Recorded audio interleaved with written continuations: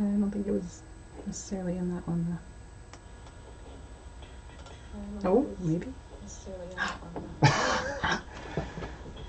Oh my gosh. It's still showing up just like that, but just so you know. Oh my gosh. It's showing up just like that? Lovely. Just like that, but just so you know. Okay, I'll make that silent. Sorry, guys. Really sorry. I've never done this before, so we're just figuring it out on the fly. Let's see. The video is weird. I don't know how to make it not weird. Press play. Press play. How's that looking? Good. Okay. Okay. You're going to get it in echoes, everybody. Hi. Sorry about that, guys. We're here for, obviously, our first live stream. We're clearly novices at this, so, I work in IT, but I should know what I'm doing, but I don't. So YouTube should give us some kind of practice feature in order to make this happen ahead of time. But anyway, we're here. We're thankful that anybody that's here is with us still and patient and putting up with our beginnerness. I'm trying to get our live chat screen up here. Give me just a second, so we've got that. Awesome. Sorry, guys. How was the pop-out chat button thing? Okay, we're almost there. Yay. Okay. Woo-hoo. Thanks for waiting. So I wanted to kick this off with talking a little bit about the Pdr trip. We wanted to go on the California Pdr, and sadly it was like right when COVID-19 was announced and California started doing the stay-at-home orders. That was like the night we left. They told the whole state. Was it the whole state or most of the state? I guess it was on the state. Yeah, to stay at home. It was part of the state. So I wanted to talk about our Pdr trip that we had to cancel, unfortunately. Some of us still wanted to ride motorcycles and go camping, which, that makes sense with this one here. For me, it was, I wanted to make sure everybody had, got what they needed out of it. Some people were feeling like they maybe were, a little bit hesitant about leaving both family members at home, and then the risks and impact of, potentially spreading anything they might have to other small rural communities. So we made the decision to bag the Pdr trip, and we talked about going to Nevada. We talked about going other places, and we ended up splitting up into a smaller group and going down to Southern Oregon.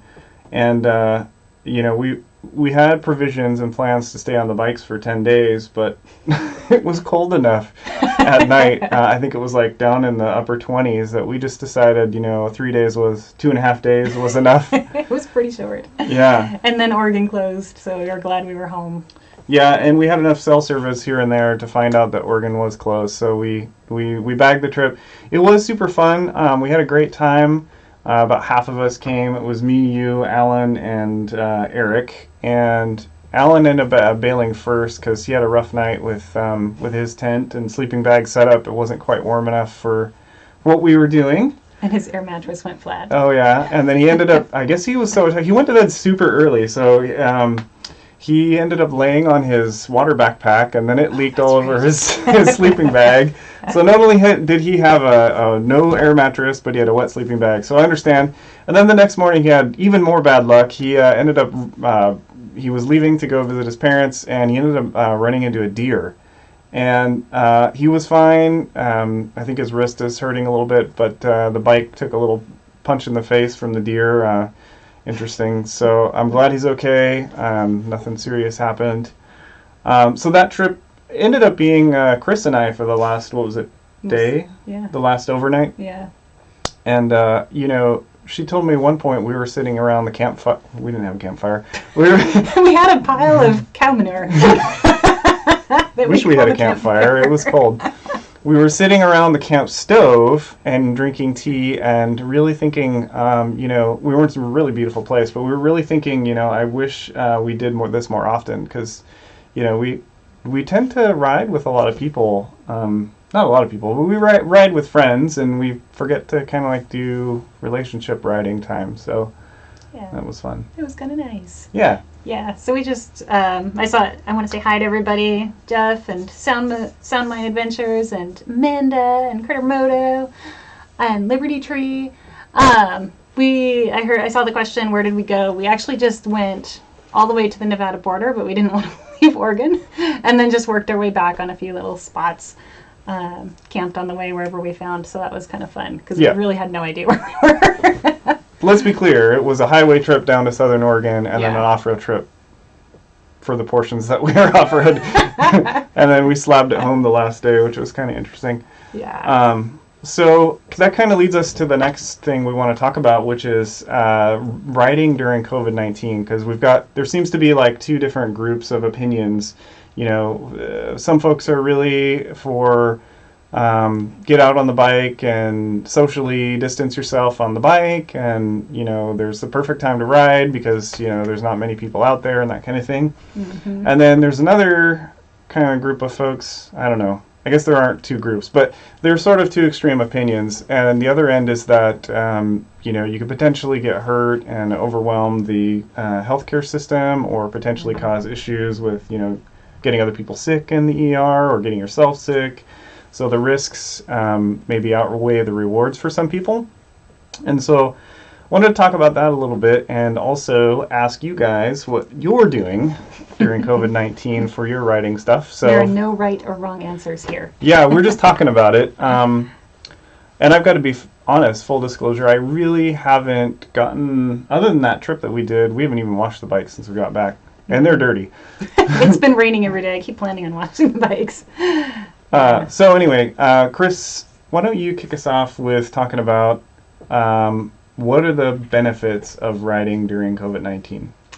Well, I think we all ride because we're passionate about motorcycles. It's good for our mental health. It's good for us to get that reset. So I can see the reasons that people are really wanting to ride right now. I also think there is a certain amount of social distancing that happens when you're fully covered in your full face helmet, because we're pro full face helmets and you've got all your gear on and you've got your gloves on. So I can definitely see the argument for doing it.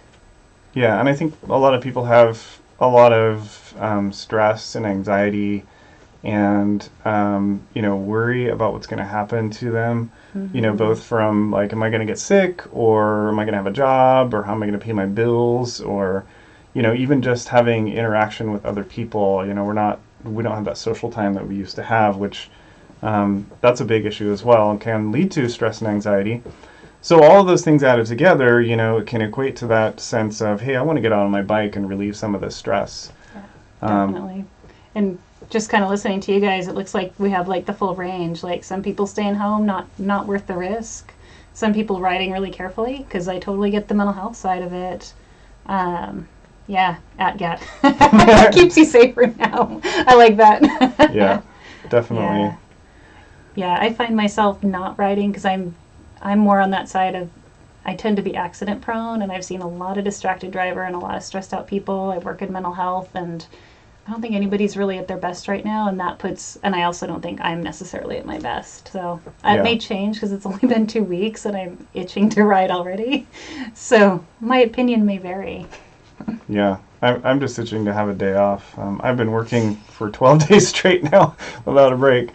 So I'm definitely ready. I work in IT, and there's a lot of stuff going on right now with IT, so it's been really stressful.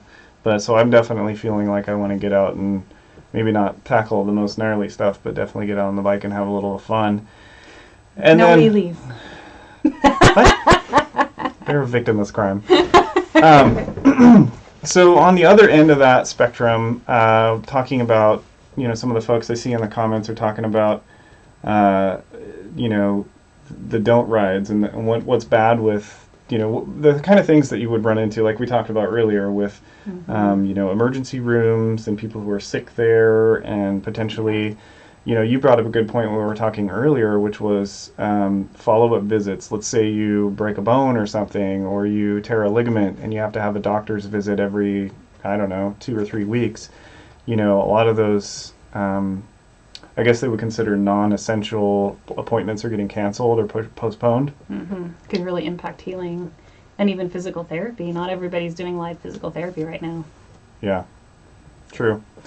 So the cons there, I think, and when we think about riding during COVID-19, we think about, riding very carefully because of the other distracted drivers, because of the risks for, getting health care. I mean, absolute worst case scenario, you get a major injury, you have trouble getting timely help, you're in pain for a long time because you can't get help at the ER. Your recovery is going to be long and painful, maybe, worst case, because, you can't get your follow-up appointments with doctors and things. You might not heal correctly. You might get sick while you're actually injured. So there's a lot of things to think about when it comes to riding during COVID-19, and I think it can be tempting for people to get out on their bike and relieve some stress, but we got to think about, like, what are the other sides of that. For sure. Yeah. Amanda says that's what she was thinking about. Her ortho's office is closed, and that made her worry about the healing process if she did potentially break anything. Yeah. And I also realized, that my clumsiness extends well beyond the bike. So I could twist an ankle in our field, just taking my daily walk. So trying to be extra careful. Yep. I do love some of the stories I've seen, like Elle's doing like a motorcycle delivery service. I think she's ended up in a car most of the time, but I still like the idea of that, of like having an excuse to get on the bike. And the other thing I've noticed is a lot of staging areas, a lot of campgrounds, maybe all of them are closed right now. The trails are technically open, but I do have a little bit of a fear of things being even more closed down and confined than they are right now. Yeah. Now I could be wrong, but I think Washington OHV trails are closed. I could be wrong on that. But what I saw was Oregon OHV trails are open, but the campgrounds and staging areas are closed. So if you don't have a plated bike, you're kind of out of luck. I could be wrong. Tell me in the comments if I'm wrong on that. So I would love to know. Bones mend and dig scars. Yeah, that's a good one, Critter. Okay, so what? Tell me in the comments. Am I wrong about the trails being open? And what are you guys doing? I think I've seen some comments in there about you guys, what you're doing. But if you haven't piped up yet, we'd love to hear. So, to kind of move things along. Yeah. Oh, there's one more benefit. I forgot. During COVID-19, and this is totally theoretical for me because I've been working so dang much, but you can get maintenance done on your bike. And believe me, I have some maintenance to do. Washing the bikes, starting with that. But yeah, so... Hi, Jose. Nice, Jose.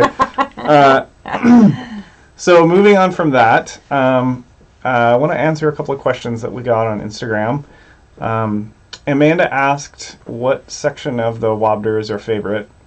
Let's see. What is your favorite section of the Washington BDR? I have two favorite sections. Do we want to step back and talk about what the BDR is first? Sure.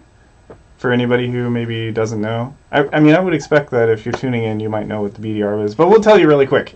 So Backcountry Discovery Routes is a nonprofit organization that creates and preserves off-highway opportunities for people to ride adventure bikes and dual sports, and they usually go through a full state, north to south.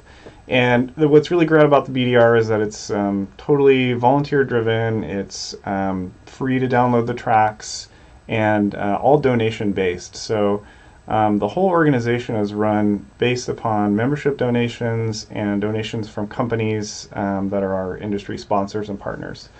And Chris and I actually happen to be both ambassadors for the organization, and that's why it's kind of I don't know, we talk about it a lot on this channel because we're both super passionate about BDRs and adventure riding and getting out and camping off your bike. So that's why we're talking about it, and that's kind of what the BDR is. Chris recently joined as an ambassador. But I'm not the super ambassador that Nathan is. Yeah, we can talk more about that later. So anyway, that's what the BDR kind of is in a nutshell. The website is radbdr.com. If you don't know, you can go check it out. So what is the favorite section? What Amanda wants to know what our favorite section of the Wobder is. I guess we'll both answer that, and I'm going to start with you. Okay. I have two favorites. I think the section 2 with all the rocks is one of my favorites because I absolutely love riding on rocks. But from a like emotional perspective, like that's like the dirt bike technical challenge person in me. From an emotional perspective, when we get way, way, way up north, because I feel like we just don't get to go there very often. So we've done sections 1, 2, and 3 a lot, but 4, 5, 6, when you get up there, you're just far from everything, and the little tiny gas stations and the little tiny towns, and then feeling like you're in the middle of nowhere for a really long time. I love that feeling.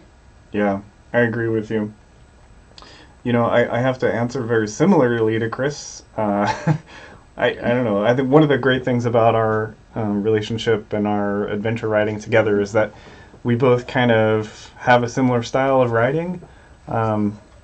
We both enjoy the technical aspects of off-road riding and learning, improving our skills, and learning to dance with the bike off-road. But also, we both feel really connected to wilderness and exploring. What's around the corner, that kind of thing. So I would have to say, for me, the Section 2 of the Washington BDR is really fun. And if you don't know what that is, it's the most technical section of the whole BDR. You've got things like Babyhead Hill and Manistash, and help me out here, they all have weird Indian names. I'm struggling to remember the other hills. There's a lot of hill climbs, and they're all rocky. And doing it on a fully loaded adventure bike is way different than doing it on a dirt bike. That weight of that camping gear, you got 50 pounds of camping gear on the back that's throwing the bike around through the rocks and stuff. So I actually enjoy Babyhead Hill. It's a lot of fun. It's not for a beginner. I find Babyhead Hill stressful, but I like it. But there's more than just Babyhead Hill. There's what? Amanda says, of course, Babyhead Hill is a part of your favorite section. It's fun. I like going down Babyhead Hill. Yeah. So there's the Manistash, and there's a ridge. That's the long ridge that you climb up. That one goes forever. But they graded the road for anybody who wants to do that doesn't love gnarly stuff. Yeah, there's a workaround. The other cool part about BDR is that we try to include workarounds for anything that's really technical.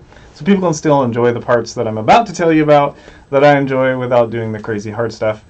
The parts, the stuff that I really like is up sort of in the, is it Cle Elum, Leavenworth, what's the other one, Wenatchee, and the lake that I can't remember the name of. Yeah.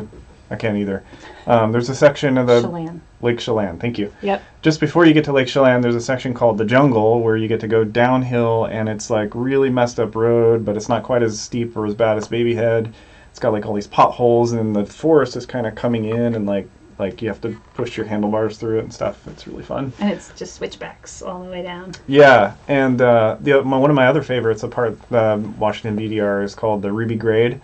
That's like you're kind of up in the highland, and you drop down this ruby grade, and it's like an old like wagon trail, and it's really rocky and a little bit steep, and you really have to pick your line through there pretty good, and that's super fun. And then you drop down into like a ghost town. I don't know if it's a ghost town. It's like an abandoned town with no buildings left because it was like 1800s and they were doing mining there.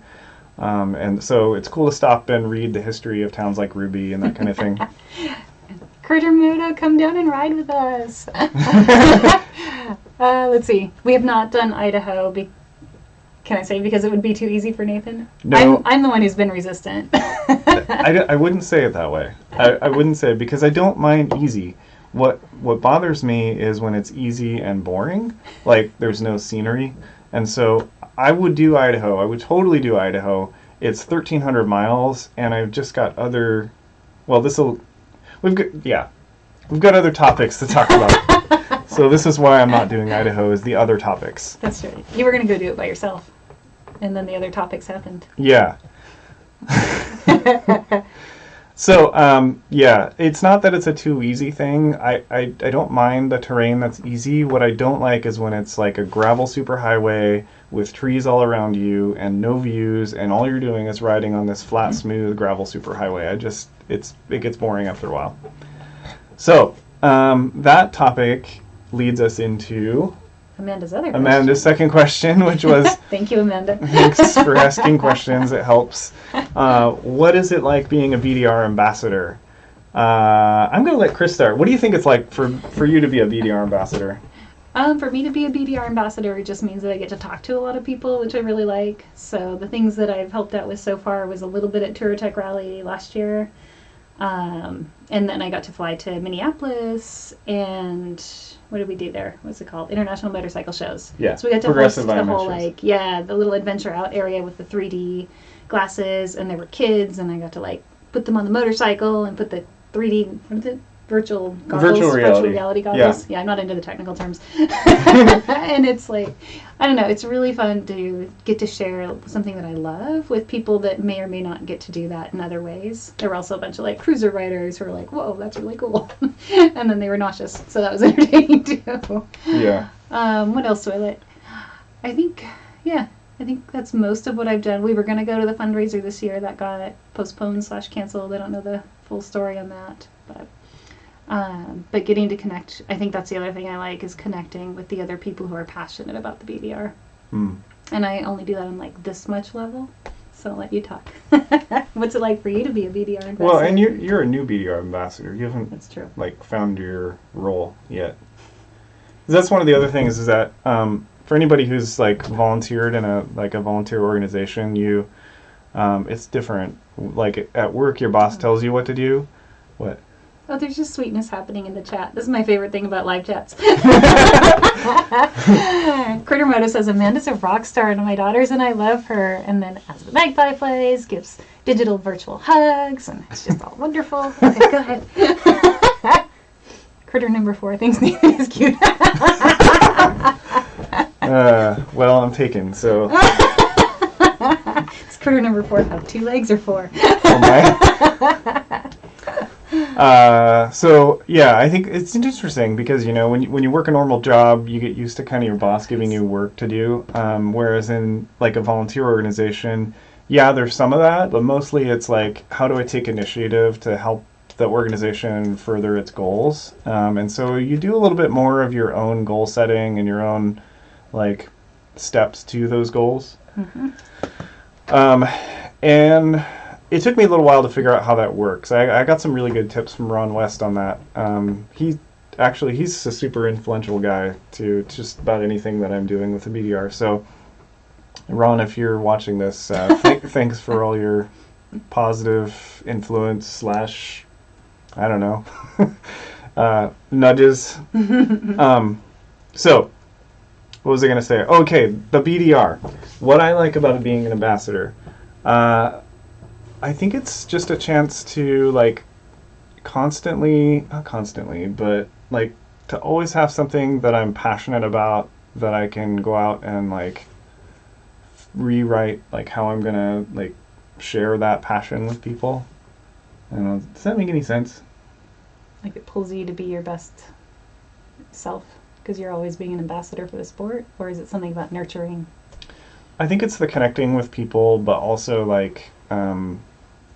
it's sort of I don't know, having a role and a responsibility in the organization is really cool because I get to constantly have some kind of way to express my passion for adventure riding. Yeah. Besides the whole self-promotion piece. Sorry if I get a little bit negative on this one, but the constant self-promotion on social media is sometimes distasteful for me. So I like conversations that involve friends and people and groups and building people up instead of building myself up. So that's what I like about being a BDR. It's connecting with people and sharing the passion. I think. Cool. Rewriting what that means every day. Yeah. Yeah. Awesome. And Jose asked, what are our rides and why? Okay. And somebody said they're going on their first BDR. Jeff. Gonna do the MA BDR. Oh, awesome. That's a great... Because you're back east. Yeah, that's a great first BDR. Speaking of back east, the Northeast BDR came out this year, and people are potentially going to be riding that this summer. So one of the things that, it's cool to have such a huge group of people who are interested, and because the East Coast has so many more people to it, from that perspective. So it's really good exposure for the BDR. But also, that BDR is going to be amazing. And I can't not say, if you're going to do anything on the East Coast, Mid-Atlantic or the new Northeast BDR, that you should definitely, when you're riding by houses, ride very respectfully. Quiet exhaust, low speed, don't make dust, wave, anything on the East Coast, just because people are really sensitive and there's a lot more population density over there I mean, it only takes one person to ruin the opportunity for everybody. So, that's true. Yeah, when you're over there riding, be super respectful. Yep. Current rides. Okay. Husqvarna 701 Enduro. KTM 690 Enduro. Same bike. Yeah, we basically, I have a white one, she has an orange one. So in 2019, KTM finally revamped the 690 and basically made it a 701 and put on some silly traction control, which... Oh my god. It's awful. It's awful. And the 2020 701 got the traction control too, which is just a waste. So the deal with that is the traction control system that they've put on that bike is not very advanced. It really just struggles in dirt. Even on the dirt setting, it just super struggles with that. Cutting power constantly. You can't get out of, like, if you got your back tire stuck in a hole or something, even with it on its off-road setting, it just sits there and cuts power. Yeah. So, and it's a pain to turn off. They should have an easy way to turn that off. There is a dongle. Yeah. Oh, the ABS dongle does it? The ABS dongle keeps my settings. Oh. It is the best news ever. That's what I discovered this last weekend. Awesome. Well, that's good Or news. 2 weekends ago, whenever that was. So pay the exorbitant amount of money for an ABS dongle. KTM So wants. worth it. It's like, what, $130 for an ABS dongle? Is it KTM? Yeah, their factory, yeah. Oh, I didn't know Yeah. So we both finally got those, which is cool. that.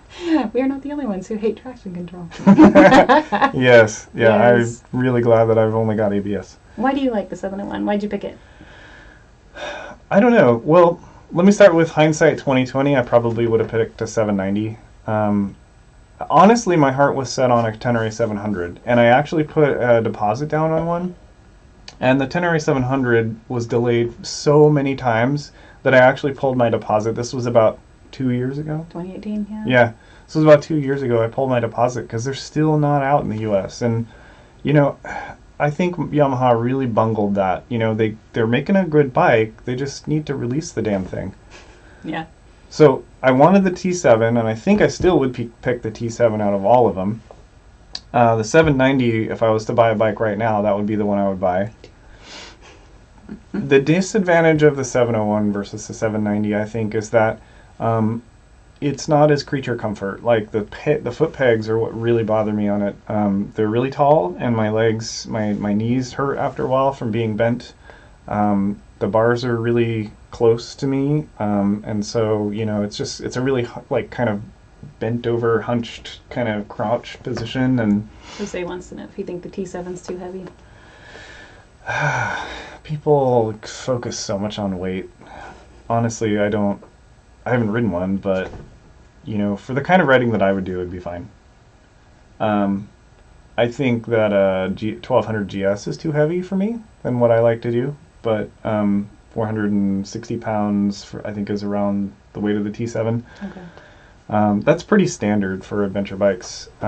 If you're shopping for an adventure bike, you would...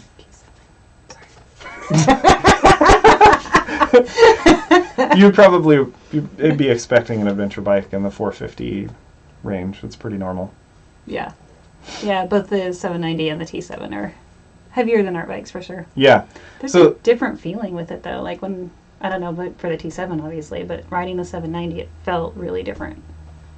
what way? It just felt really planted. Yeah. And my suspension is confidence inspiring. So to feel even more confidence inspiring was really strange. But. Yeah. Yeah, I like Amanda's comment. The placement of the weight matters a lot. Mm-hmm. One of the things that we kind of casually teach some off-road classes in our field, and one of the classes, somebody brought a Dr 650, and it's a great bike. I really enjoyed owning it. I owned one. Chris owned one before we upgraded to these bikes. But one of the things that I was able to demonstrate in the class was that the point at which the bike is, when it's stopped, feels like it's going to tip over uncontrollably, like you can't catch it anymore. On a bike like a Dr 650 or a KLR 650 or an XR or even some bigger bikes, that tipping point, when you get to a certain point, it's going to fall over, and you really don't, unless you're a superhuman, you're not going to be able to catch it. Yeah. Whereas with the 690 and 701, I would literally line that bike up right next to it, and you could get the DR probably about, I don't know, 30 degrees over before it was, you couldn't catch it anymore. Mm-hmm. And the 690 or 701 was like 45 or 50 degrees. I mean, it was way down there. Yeah. Before it was like, okay, this is too heavy. Yeah. So pretty cool. weight placement is huge.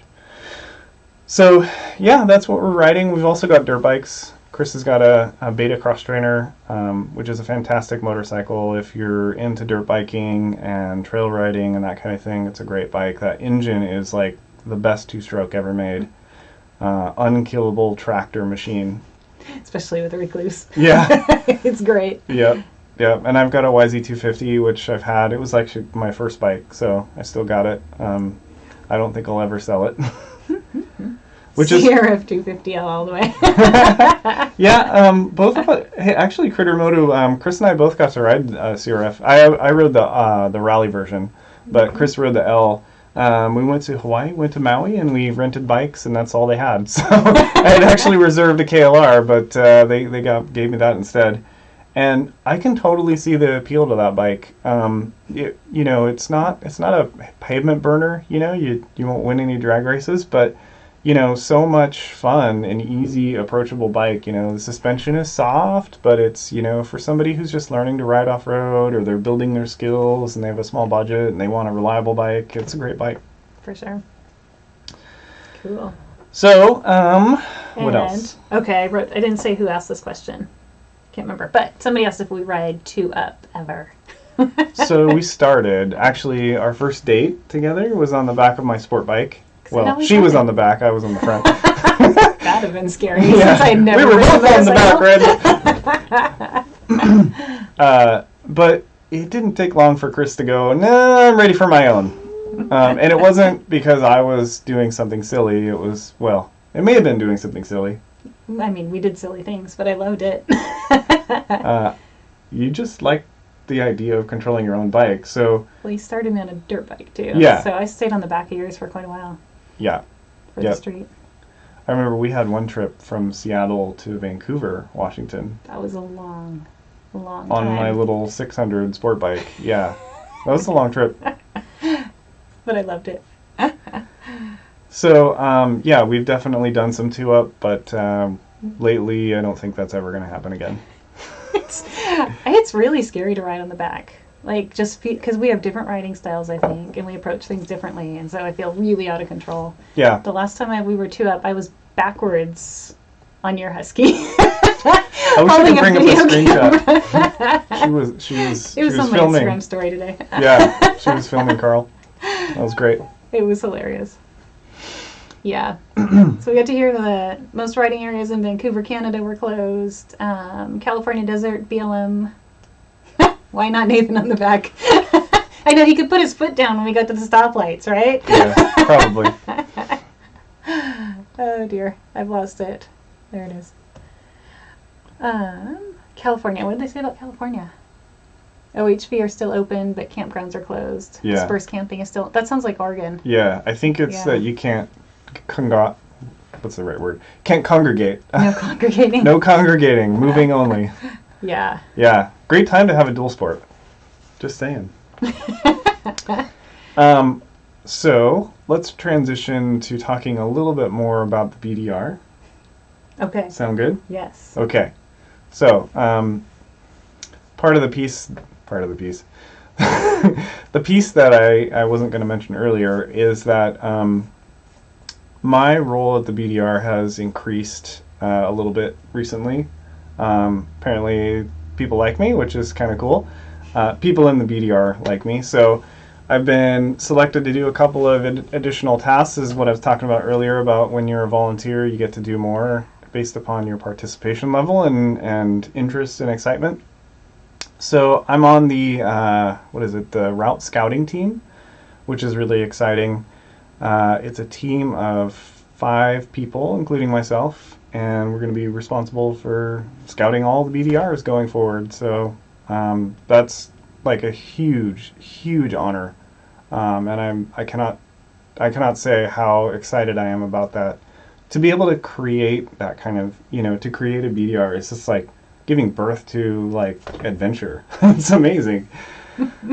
So that's exciting. And then the other people on the team, I know all of them, and they're great people.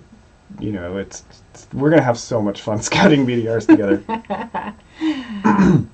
Amanda says, "Heck yeah!" Yeah. So also the other responsibility they've given me is I'm going to be taking over the route info at pdr.com email address. So answering people's questions, that kind of thing. So get to communicate with people through email and in person when we do things like talking film premieres. Whenever COVID decides to die back down, we'll get back to showing the Northeast BDR and doing sessions and talking to people. And so yeah, that's super exciting. So what else? Oh yes, some really big news for you guys. Really big news. Dun dun dun. I've been officially okayed to talk about a little tiny bit about something that's super secret. So, Oregon is getting a BDR. We are getting our own. Okay, so there's a lot of confusion about the state of Oregon. Let's talk about this. Oregon Off-Highway Vehicle Association created the first backcountry discovery route. And they actually have 4 or 5 of them. Go various places in the state. And it's a separate organization who doesn't maintain them as well, maybe, as the BDR. They're doing their own thing, and we're doing our own thing. So 2 different organizations. So in the next 3 years, you guys should expect to see the Oregon BDR happen. I won't deny the fact that I've been involved in it. You pushed all the right buttons and made something happen. Yeah. So that's going to be really fun. And yeah, really excited about that. And then somebody asked if Wyoming is the next filming. Yeah. So I won't be involved with, well, as far as I know, I won't be involved with Wyoming. That's already been scouted, and they're going to film it this summer. We'll see how the virus does, but yeah, they're going to film that this summer, and I don't know when they're filming it. It's got to be in the summer though, because they're going to get up in the Rocky Mountains. Yeah. Wyoming's going to be amazing. Well, they haven't released any information about it, but what I do know is it's going to be the most remote BDR of all of them. Mm-hmm. Really, you've got to plan your gas stops and bring extra gas, because it's going to be over 220? Did they say 220 or 250 miles? I thought it was 250. 250 miles between gas stops? Like more than both of our bikes. Yeah. So super remote. Good BDR for those bigger bikes. I don't know. Big gas tanks. I don't know. Have you gotten to meet Noreen yet? Sterling, yeah. I haven't met Sterling yet. Nope. Cool. He's like one of the few people I haven't met. Cool. Hey, somebody listened to the Ben Motorcycle Adventure podcast. Oh, that was fun. Yep. Noreen, sorry. That was probably my bad pronunciation. Yeah. Who be that? He's the genius that films all the BDR movies. Yeah, he's in charge of all the films. Just touch my face. I'm not supposed to touch my face. I touch my face all the time. Whatever happened to has anybody watched his Mexico series? Is he still I doing think that? he's planning on filming some more of that, or releasing some more of that. He was riding the border along Mexico when we were having that whole build the wall thing. I feel like the content's no longer as relevant. Maybe have another idea. We've got to do a virus tour or something. Oh man, yeah, that was my idea when we didn't think the virus was a big deal. Like, let's go talk to people about the virus. Yeah. Now it's like, don't talk to anybody. Yep. Yeah. So, did we have another question? Let's see. Wyoming filming. How does scouting a new route work? How does scouting? Because I thought I saw a question in there. I can't quite read it from this angle. Chris is at the right angle to read it. Okay, so how does scouting a new route work? generally the formula for a BDR is somebody who's an intermediate rider on a fully loaded GS or 1190 or big adventure bike, and sections of that should challenge them, but not cause them to not being able to be successful. So that's kind of the recipe for the, you're going to have easier sections, you're going to have more challenging off-road sections. It should be remote. Remoteness is huge. You don't want any eyesores or anything like that. It should be able to get gas on it within a reasonable amount of distance. Should be beautiful. Should have a lot of natural scenery, and ideally there would be some kind of historic aspect to it. So you'd be able to go see, like, I'm thinking in California, there's a lot of mines that you can go see. There's hot springs. There should be something to see along the way to stop and actually have a reason to go there, other than the amazing riding. Who needs a reason? So as far as the scouting goes, those are when we start it, we look at a map. We try to go south to north in every state. So we'll start out somewhere where there's like a congregation point. You start out at a town that's got a gas or a hotel or food or something like that. You've got to get to some remote. You don't want to start out in like New York City. You want to, well, I guess the Northeast BDR starts in New York, but wow. We're just rewinding that. Anyway, you want to start out in a city with some gas and food. And so generally then, on the map, we'll plot along the way kind of sites that we want to hit. And then filling in all the little details from there is part of the fun for me. Yeah.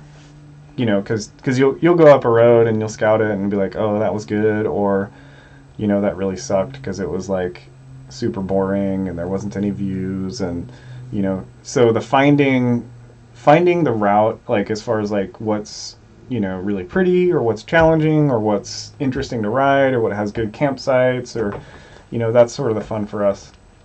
Yep. Cool. But not near the city. Yep. Yeah, we purposefully avoid big cities, for sure. And I think even big tourist attractions, even if they're in a small place, right? Mm-hmm. I would imagine. Yeah. At least that's my experience from California. I don't know. Pretty much experience on all the BDRs we've done. So we've done Washington a few times, not in totality, but we've done the whole thing once, and then sections of it. California and most of Utah. We didn't do the southern part of Utah because we had our own plan for that. We wanted to hit White Rim Trail and Schaefer Switchbacks. Burr Road and the little ferry. And we talked about spending a lot of time in Oregon last year and getting to know our home state. Was there somewhere that stuck out during that exploration? Would it be really silly to say I love the gas station in Riley? With the guy named Dan? That's his name, right? Oh yeah, the crazy guy with the robot outside of his house. Crazy. He was cool. Quirky. He was nice to me. He looked at my face. So that was one of the gravel superhighway days, I think. So I literally just had a mask of dust. And I walked into the store to ask him a question or pay for gas. And he hands me a wet washcloth. He's like, you might want this. Chris is frequently very dusty on her face. I'm always One, she rides in the back almost all the time because she's usually kind of a slower paced rider. She likes to smell the roses. Yep. And I use the excuse that I take a lot of pictures. Sure. Well, you do that too. So we get to wait for you a lot. She doesn't have a windshield on her bike yet. We're working on that. And she's really low to the ground. She's a bit of a groundhog.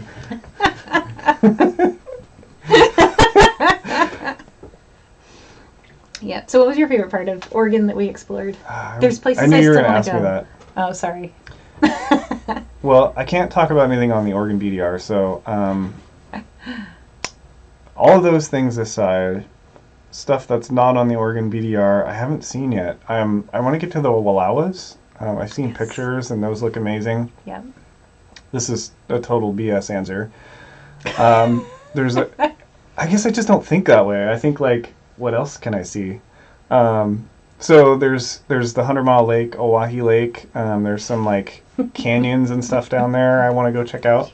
Sorry. Somebody noticed our wine. We forgot to cheers. Cheers. Cheers. Okay, so I really got to buckle down and answer this one. Do you like the rocks? I liked the rocks. The rocks were fun until I broke my ribs, and then they weren't fun. Oh yeah, I forgot about that. They hurt. Actually, I can think of a moment. Okay.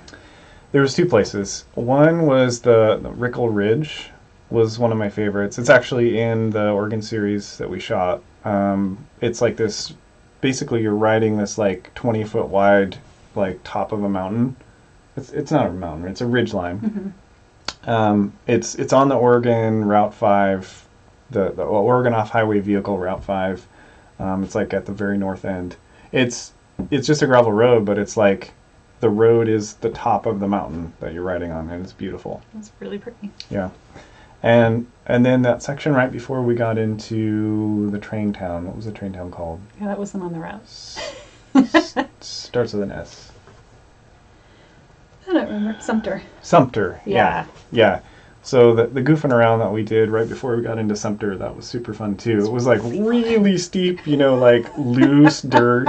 It was great. We were sliding all around. It was super fun. Because up until then, it's just been easy riding. Yeah. And then we got we were just trying to get to town, and we found the hardest roads out there. It was awesome. It was really fun. Super fun, like hill climbs we were riding down. Yeah. It's all fun and games till you break your ribs. Yeah. Oh my God, that hurt so much. I hit the ground at about 25 miles an hour. And that wasn't even when you went launching off the cliff. Yeah, that one didn't hurt at all. It was Yeah. super soft. Yeah, the dirt caught me on that one. Yep. Let's see. Did I miss anything? I don't know. Oh, wait. Let's see. Scouting a new route. Nope. Okay, I think we're caught up. Phew. Okay, so I want to answer another question. Okay. Critter Moto asked this one on Instagram. I didn't really want to answer it, but since he made a point of asking, okay, so his question, Critter Motor asks, is, you guys seem like a great couple, so what are each other's quirks that drive you bat-y? I'm assuming it means batty. So Chris, what about me drives you batty? I was just teasing him last night about I call it his sock garden. I'll do all the laundry, and then I'll wander next to his side of the bed, and he'll tell me he's out of socks, clean socks, because they're all over there.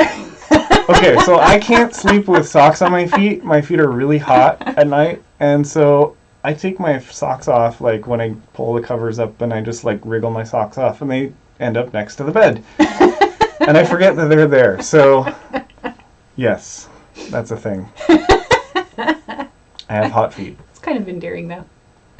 I'm on the internet telling people about my hot feet. Okay. Okay, you get to tell them what drives you nuts about me now. I don't like this question. Can we just drink? Can everybody just raise a glass and just take a swig? I can't remember all the things that drive you nuts about me. Most of them are endearing. Chris is has a wide range of expression of emotion. Most of the time she's very happy and bubbly, but sometimes she gets very sad and gets very tears and cries, and so she kind of was all over the place. Most of the time she's pretty happy. She's especially happy when she gets to get up at 5:30 in the morning. 5:30 is her favorite happy time. Yeah. And I am not a morning person at all. I am happiest at maybe 11:30 at night. That's when I'm happiest. That's when I'm sleeping. Yeah. So Chris gets up in the morning and she'll do the dishes and the laundry and take a shower. And by the time she's done with all that, it's still 6:45 in the morning, and I'm still trying to sleep because she still woke me up. I've tried to get better. I've gotten better on weekends, but then this whole working at home thing, I forgot. Yeah. That I can't be noisy on week mornings either. Yep. You miss me going to the gym too. Do I? I bet you do. Okay. Sounds good. Happy is infectious. Yay. Mostly happy. Yep. Yeah. Okay, you did it. You answered the scary question. Nobody cried. Are you crying? Usually. Good answer. Nathan. I did say they were endearing. Yes. Because you're endearing. Aw. I don't know about that. All right. By noon, done by noon, forget it. Yep. Yep. Okay. So the last thing that we wanted to talk about was we wanted to interview each other. Oh. And I know we're coming up on an hour. So unless you guys have some crazy questions that you haven't felt like you've gotten to ask so far, I'll let you kick it off. Well, I'm a counselor, so I'm just going to ask you the question I ask all my clients. Yeah. Tell me about you. No, just kidding. Tell me your earliest memory. My earliest memory. I actually have some super early memories. This is actually probably pretty weird. I actually remember being a baby, which is strange. Yeah. I know you're going to tell me that's probably BS, but I remember it. No, I think it's true. And I remember a specific instance. I was sitting in the back seat of the car, in a car seat, and we must have been in Arizona. There was a period in my life when I was a baby that we lived in Arizona. My dad was going to college, and he had this like big muscle car, and I was in the back, and my mom, bless her heart, she's a little bit of a dingbat sometimes. She realized that I must be cold because it's the back of the car, we didn't have air conditioning, and we're in Arizona. So she put a blanket on me, and I remember sweating, like being like super hot. It was not comfortable. No. So that is my answer. Cool. Am I supposed to ask you a question? Sure. Darn. I'm supposed to have a question. Ooh, I'll tell you a joke if you're trying to think. Okay, tell me a joke. Knock, knock. Who's there? Impatient cow. Impatient cat. Wow. Okay, now do you have a question? Nope.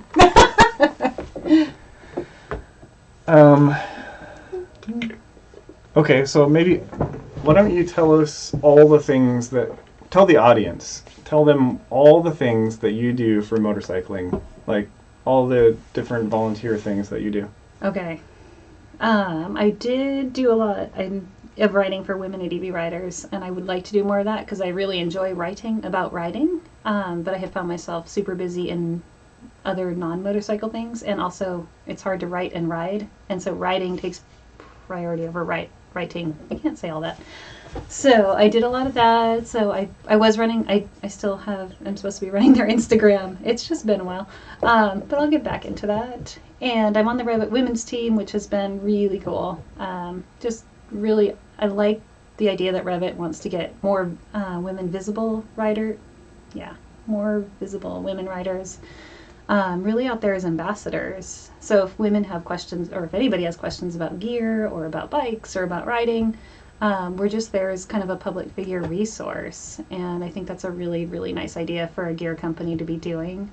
I was hoping to do a gear night here in Portland for women, or either for women or co-ed, and now we are virused, so that won't be happening live, but I've heard some talk about maybe trying to do something virtual, which would be really cool. What else do I do? I work with ADV Woman. I've been interning with her as an instructor, so I find that she's really good. I don't know about. What's interesting is I am a challenged rider, so I've had to really think about riding and learning how to ride. And so I feel like I'm really good at teaching beginners and working with people who are fearful, because I've had to work through a lot of my own fear. Yeah. So I'm really good on like, tell me about what you're feeling and where is it in your body, and I like that part. Mm-hmm. The actual skill of riding is questionable. It's like when your teacher drops your bike more than the class. So. That's been an interesting part about us riding together. I made the mistake of teaching you to ride. I still think that was a bad idea. 20/20 hindsight. We had a lot of trailside fights. I don't know. I got to a point where it was like, okay, we're I don't know if I need a bike anymore. I could just like hike with you. I was that slow. Yeah. It's true. I needed like a quarter gear, not even like half of first gear. I needed like quarter of half of first gear. For a long time, that was the situation. But I wanted to circle back to something you said about women's gear. Because I think there's... Okay, so I'm not a woman, I'm not a woman. However, the sport is predominantly male. There's a lot more men in the sport. Women are coming up to be more of a population, of riders. Mm-hmm. But there's still a lot more gear available for men. There's a lot more choices. It seems to me like maybe there's more variety in women's body shapes, specifically around gear and what fits and what doesn't. And so there's less of it, and there's less variety of different shapes of gear. And it seems to me, I could be wrong on this. Totally correct me in the comments if you feel I'm wrong. That women also have a range of body shapes and sizes And preferences. and yeah. fit preferences and look and style, and so it seems like it's backwards, right? We should have more variety for women, but unfortunately, like men wear tuxedos, right? And women have all these different dresses, right? Mm-hmm. So kind of similar to how I think I see motorcycle gear is that, I think women should have more choices. Mm-hmm. And so when you were starting out as a woman rider, both with dirt bike gear and with, adventure gear, you really struggled finding a brand and a fit, and you've got a long oval head helmet, so that was a really big struggle for you. So I think it's really good that gear companies like Revit are reaching out to people and saying, hey, we're going to send you some free stuff. We want you to talk about our gear, but we also want you to talk about your experience with other gear, and maybe give people the option to think about what your experience has been. Because I feel like that's undervalued and under advertised. I feel like if you had that when you first started, Mm-hmm. You would have had so many more resources. You could have saved a whole bunch more money, not buying gear that didn't fit and then you can't return it because you rode with it, and Yeah. So Very true. I feel like that's invaluable, and I wish more people knew about it. Yeah. Thank you. Yeah. Appreciate that. Yeah, I do remember that, just basically getting a bunch of hand-me-down gear, which I think is a great way to go. If it's free, that's the great first gear. But then, not knowing what you like or what you need, it's really, I love it when people reach out to me on Instagram and just say, I'm thinking about gear for X, and I can talk about what I do, or if their X is different than mine, I talked to somebody who's doing round-the-world travel, I can lean on the other people on my team or the other people I've talked to, like Louise, and what she ended up doing for her gear. So Yeah. that's super cool. So Jaybird wants to know, what kind of counselor are you? I am a mental health counselor. My specialty for my day job is I work with people who have persistent pain or traumatic brain injuries. I also had developed a niche of doing some online counseling, which has come in really handy because now all of my counseling is online. So I do actually still with people who have persistent pain, but I do online counseling and groups. And so that's been kind of fun. Yeah, you kind of got into that as a second source of income, and then that experience that you got initially doing that, what was that, maybe a year ago that you started doing online counseling? 3 years, yeah. Okay, wow, it's been a while. It's been a while. But I mean, that initial experience, I imagine you're way a leg up compared to most counselors, because you've got that background and you know how it works, and you've got a lot more comfort in doing it and confidence. Yeah. So that's a really big plus for you, Yeah. I think. It's a different beast, but I'm really glad I didn't have to learn it all on the fly. Yeah. Yeah. Yeah, and it's been interesting for me and John Boy is just figuring out how to do, because in the past I've worked remotely, but this job it's mostly on-prem. So it's interesting to figure out how to redo that. Mm-hmm. Yeah. Yeah. It's been fun. We're actually in my office right now. I brought home all the office plants, so we're you're in the our own jungle. jungle. Yeah. I love it so much. I was wondering if we needed to decorate, but I felt, this is pretty good. Yeah. What do you guys think? Do you like the jungle? Yeah. Amanda says there's been more women-owned gear companies popping up, which has been awesome. And they do offer that. They're focusing on the fit that works for them, probably because they can't find the gear that fits them, which is super cool. And other big brands have been feeling the ripple effects of Climb and Revit and listening to the feedback from the women riders. Because I do think, the stuff that I might need in gear, somebody else might not need. She likes the jungle. We joke that I have crock pot calves. If we're ever lost in the wilderness, we can just eat my calves because I have giant calves. But that made finding boots super hard at first, especially dirt bike boots where I wanted to wear knee braces also. So it is something that I come up with. Okay, so on the opposite end of that, I'm I would consider I'm pretty average, but so I'm just spilling my wine here. Better put that down. But I consider myself pretty average. But in the world of adventure gear, I guess I'm a little bit slimmer than most. And I've found that I've tried climb, I've tried first gear. I really like first gear. The quality and the support that they offer their customers is amazing. But everything is just a little bit too boxy and baggy for me. I really haven't found a set of gear that I like until I got into Revit. And it's really not because Chris is a Revit ambassador. Like, I've tried different brands and I really like the fit, because I'm thinner. I struggle with boots in the opposite way that Chris does. She's got really big calves. I've got really, my feet are skinny, my calves are skinny, my ankles are small. So I struggle to find boots that are actually tight enough to feel like I'm protected enough. So I've started actually just wearing dirt bike boots. I like Alpine Stars, my Tech 7s. I've just started wearing those for all my adventure gear.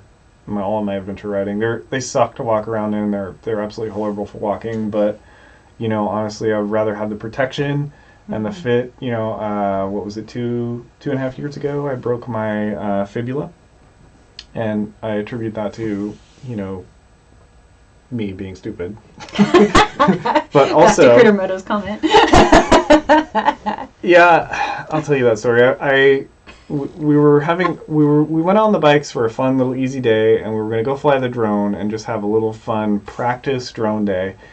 And I, of course, found the only patch of snow in the whole, mountain. And then there was some hicks shooting, doing target practice, and of course I wanted to do a U-turn, spin turn, snow, fling snow at them, and all that kind of stuff. And I did that. That succeeded. But then the bike swapped ends on me and landed on my leg and broke my fibula. And I was wearing they were adventure boots, but they were pretty street-oriented adventure boots that fit me loosely because my feet are small. They're not small. I'm size 11, but they're skinny.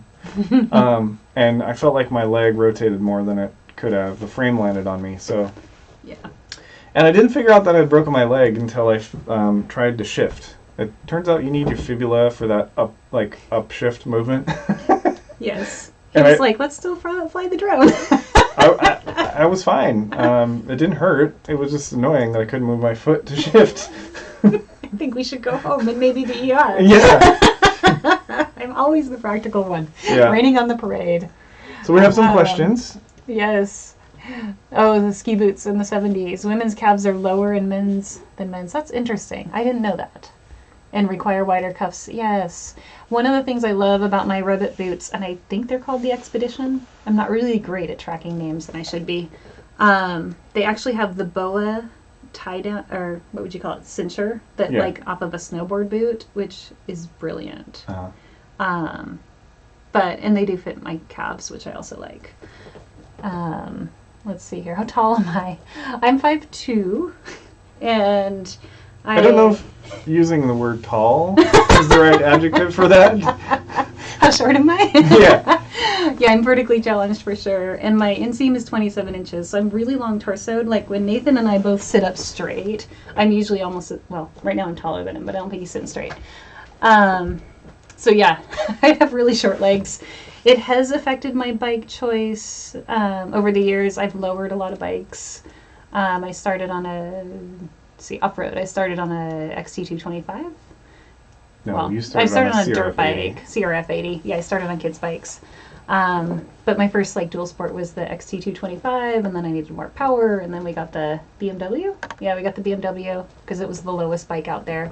That wasn't a great fit because the G650GS, if you've ever ridden one, it has an airbox that's really wide. And so if you're trying to stand up on it, it's impossible. Well, the frame's really wide between your legs. And that. Yeah. Yeah. So then we got the XT225 back. That's its own story we won't talk about. And then we had the DR650 lowered. So most bikes, the XT225 I could touch pretty good on. But the DR650, even when we lowered it, it was like a 1 foot down bike. And now I'm on the KTM 690 lowered, and I think it's down to about 32.5 inches on the seat height. So I can flat foot on both sides. I'm not even close. I get like a ball of my foot down on one side, and sometimes I can touch the foot peg then on the other. But Yeah. it's a progression. Okay. Yeah, gear I'm collecting now, but finding bikes, Jeff S, that are comfortable. One under 6.5, the KTM 790 was tiny. Yeah, I believe you there. It was pretty comfortable for me. I'm 5'10", and I liked it. And then the Catbird. Sorry, I can't. It's hard to read from this angle. Here, had to sell your Africa Twin. Wanted to go to DR650. I like the DR650. Yeah. Wanting to go to a DR650. Yeah. That's a good choice. I also think I'm in the opposite scenario where I would go bigger right now, but the DR650 was a great motorcycle. I really enjoyed owning it. It was only during like when we were doing long highway sections, carving corners.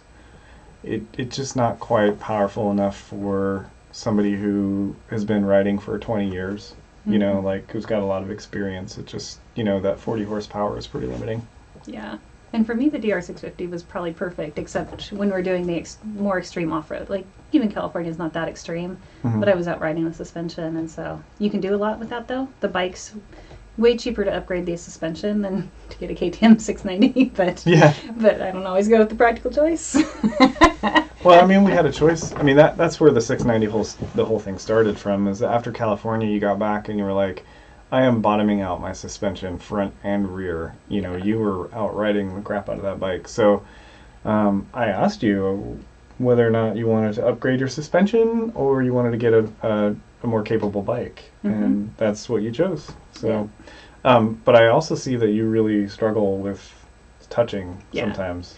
And to be honest, it's not just like off-road, because I think, I don't know if this is true, you can tell me. But I feel better off-road because I can usually find somewhere to stick my foot. It's the daily climbing on the bike and lifting a leg over it, like getting off for gas and then having to get on for gas, especially if there's luggage on it. Like, that's when I'm like, why did I do this to myself? And then I get off-road and I'm like, oh yeah, because it's so dang much fun. My riding background, I don't know if I'm fearless. I have lots of fear. I want to make sure that's like out there. I started riding at age 35. My first ride was on the back of his bike. And then I rode a quad for 2 weekends. And I wanted a dirt bike like all the guys. And so we got a CRF 80, which is, if you're familiar with their bikes, really small. And I, like Nathan was mentioning earlier, I was really slow. Like, I got a CRF 80 and then a TTR 125. And I think I was probably still slow even when I got my KX 100, although I was a little bit faster by that point. We used to call it dirt bike hiking because literally Nathan could have gotten off his bike and gone faster than I rode. Because I had a lot of fear. And that came from I had a pretty big crash my first time on real trails on the CRF 80 and messed up my whole knee and had to be ridden on the back of a quad. It was very exciting. So I had a ton of fear, but I was like, the surgeon said, well, some people have to get surgery on their ACL and some people don't. You could go either way. And I was like, well, I want to keep riding, so no surgery. I don't have time for that. So that was fun. And you've been riding for, is it 8 years now? Yeah, I think we're almost at 9 now, or probably around 9. Okay. Yeah, because it's almost April. Yeah. Yeah. So that's exciting. You'll be able to say you've been riding for 10 years soon. A decade. Because when I met you, you'd been riding more like 7, 8 years. Yeah. Yeah. Mm-hmm. But I'm more fearless than you. You're so fearless. And I have so much fear. But I like rocks. Like I joked about in the California BDR movie, like sand requires a lot of thinking for me, but rocks, if you just pretend it's not there, it's fine. Have you seen Jocelyn Snow in the BDR's 5'2" and a 1250 GS? Yes. We love Jocelyn. Yeah. One of the cool parts about being an ambassador, Jocelyn's a Pdr Ambassador as well, is that you get to meet cool people like Jocelyn. She is just like, I don't know, can I call her a cult of personality? She's just so much fun to hang around with. Super positive, always joking, always laughing. Yeah. Super supportive. Yeah. She wants other people to succeed too. She doesn't want to be the center of attention. I just really love Jocelyn Snow. She's the ultimate short girl inspiration. Yeah. But, she inspires more than short people, I think. I think so. Yeah. Yeah. Fear. Yes. Oh my God, I'm about to die. It was really funny when we were playing around somewhere in Oregon. I don't know where we were. I remember the sun was like it was setting, so it was in my eyes and I couldn't see the trail. And then a shadow came over the trail and I was like, oh my God, I'm on the worst line possible. I was like, it's okay, just look past it. Just go. Cool. Thanks for coming, here. Patty Outback. Yay. Cool. So, that's your writing background. Yeah. What are your goals for writing in the next 5 years? Next 5 years. That's a good question. Because I feel like there's been so many things where I've been trying to get to a level and I'm finally like, okay, I'm finally at the level that I was trying, like, I'm not great, but I am somewhat competent is where I would put myself. Yeah, she was awesome in the Northeast Pdr film. Like, I would love to be at that level of, like, Jocelyn Snow, but I don't feel like that's a fair, realistic goal. Yeah. Love to be at Jocelyn's level. Yeah, so I feel like I'm continuing to work on, like, I don't know, I've gotten past the big thing. The biggest thing I used to do I would be afraid, I would tighten up on the bike, I would stare at the thing I didn't want to go towards, and that would end badly. And I finally feel like I did succeed at Indian Pass. We did a lot of sand practice for that. That was such an interesting day. Thanks for mentioning that, Amanda. The night before, we'd done the 250 miles highway from Apple Valley down to Yuma. We had the most amazing tacos at this little taco stand. And then we started our way to, darn it, you had me wanted to call it Pikachu, Picacho State Park. And it's probably, 8-10 miles of gravel road, and it's like deep, like small pea gravel. It's not quite as deep as Indian Pass, but it's enough to make you kind of like, oh yeah, I'm on the loose stuff. Yeah. And you really struggled with that first day. Yeah. I remember you in the helmet thinking, oh my gosh, what have I got myself into? Like 850 miles of this? Oh my gosh. Yeah. Yeah. And I remember feeling like, okay, I'm at the bottom of first gear and she's still not here. My bike won't physically go any slower. Mm-hmm. So I was worried about you, which is, I think, one of the things that we struggle with our relationship and riding together is that sometimes I want to have my own fun, and that fun is like Mach 10, mm-hmm. and you want to have your own fun, and that's like Mach 0.01. and then I figure out, oh shoot, I should probably wait for her and see if she's not underneath her bike or something. And I think that was one of those times where I was worried about you, and you were worried about you, and nobody was having a good time, or we should have been having a good time when we weren't. And we finally got to camp, and camp was great. And the next morning you woke up, and it was like something clicked for you. It was mm-hmm. like you had this sand, gravel riding confidence that you didn't have that night before. Maybe it was tiredness. Right.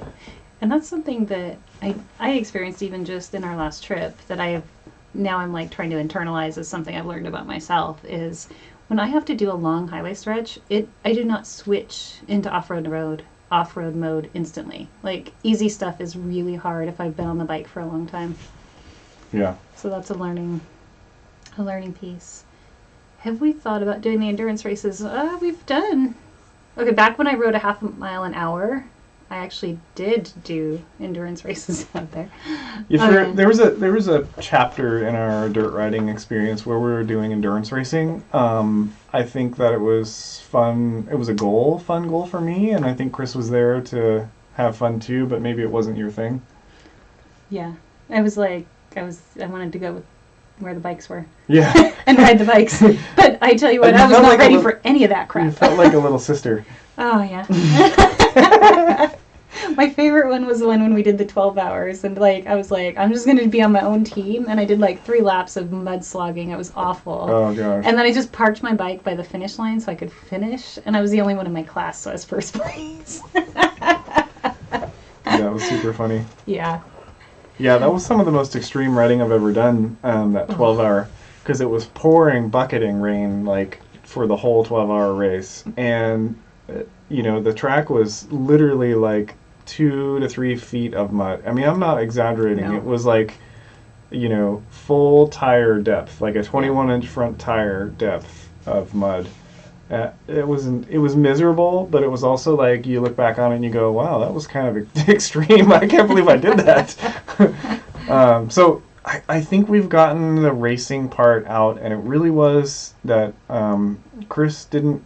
I don't know. Did you not enjoy it as much? I'm not a competitive person, and so being on a racetrack, I'm just like too scared that somebody competitive is going to hurt me. So I just pull to the side and let people pass me, and it makes me go really slow. It's not a great environment. I think there's some of that in me too. I think it has less to do with the competitive piece because I am a little more competitive, but I think it has more to do with the fact that I know I've got a job and I need to not hurt myself to be able to go to my job on Monday.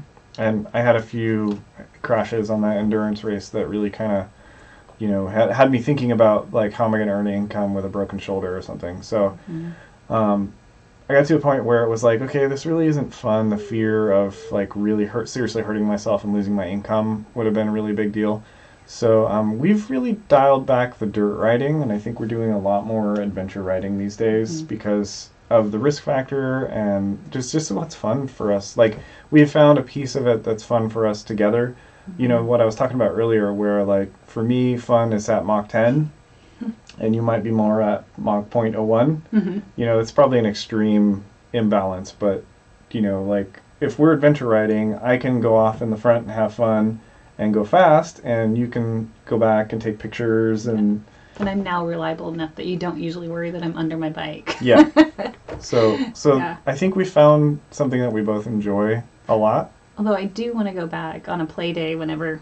Not the first thing we want to do when COVID's over, but I would love to go back for a play day out at Eddyville or Starvation Ridge because I liked the riding out there, but I was not ready for it, and I would love to go back and do that.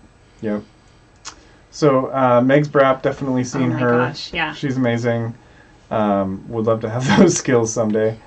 And are we going to do any international riding in the future? It's a big dream. It's hard to think about right now with what's going on with the economy and everything. We've talked about doing a South America trip. We've still got a kid at home. She's maybe going to move out at some point. She's in college. She's in college, so she'll eventually move out. And that might become more salient to us at that point. But right now we're kind of enjoying the United States. I mean, there's so much stuff we haven't seen here in the U.S. That's how I feel, yeah. Yeah. Like, I've thought about doing, like, if we did a fly-in ride, like, we've talked about doing Vietnam, and just fly in, buy bikes, ride, sell bikes. I think that would be really fun. So, once COVID's over, was the first place you're going to ride? Well, Patty, it's probably going to end up looking like BDR scouting, which, like... I don't know. It's super fun for us. Here's the reason I'm hesitant is that I'm feeling like I'm because I'm working so much right now. Today is like my first day off in 12 days. You can take today off. Sorry, tomorrow will be my first day off in 12 days. But I feel like the YouTube thing has me I'm always feeling like I'm obligated to post a video on YouTube, and I totally get it. Like I'm gonna do it for fun. It's a hobby. I'm not earning any money on it. It's just for fun.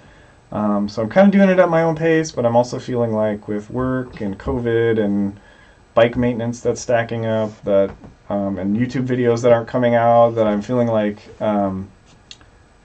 it's not a bad thing to take a little break and feel sane again.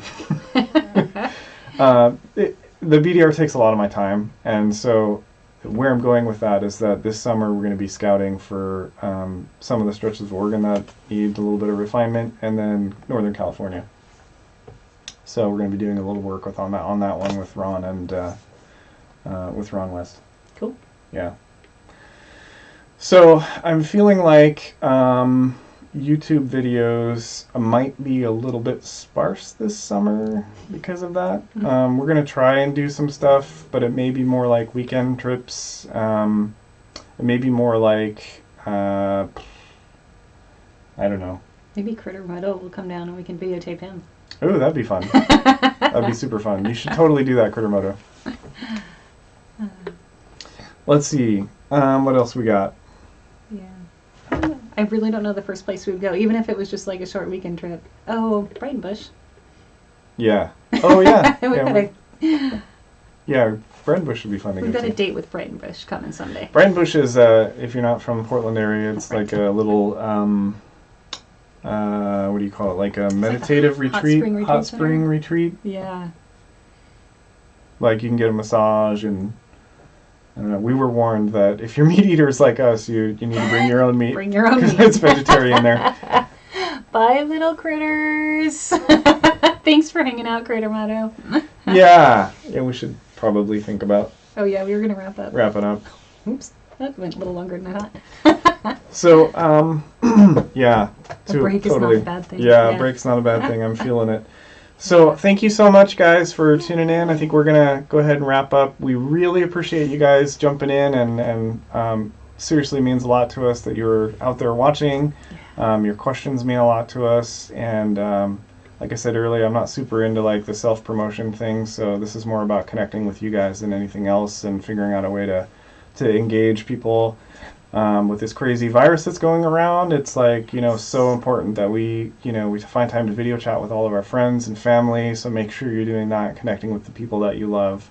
Mm-hmm. And stay safe out there, stay healthy, be safe. If you're going to ride a motorcycle, be safe. Yep. Yeah, share pictures. So thank you guys. We'll go ahead and sign off here. All right. Have a good night. Bye, guys.